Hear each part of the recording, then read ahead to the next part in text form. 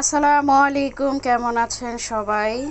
তো সকালেই রান্না টান্না বসিয়ে দিলাম। তো আজকে পাঙ্গাস মাছ রান্না করব, ভেজে নিচ্ছি।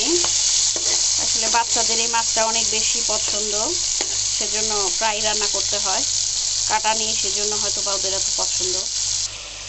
আজকে আমি সম্পূর্ণ বাটা মশলা দিয়ে রান্না করছি। হঠাৎ করে খুব বাটা মশলার তরকারি খেতে ইচ্ছে করলো, সেজন্য দেখুন মটরশুঁটি দিয়ে দিয়েছি। আলু দিয়ে মটরশুঁটি দিয়ে আজকে মাছ রান্না করব।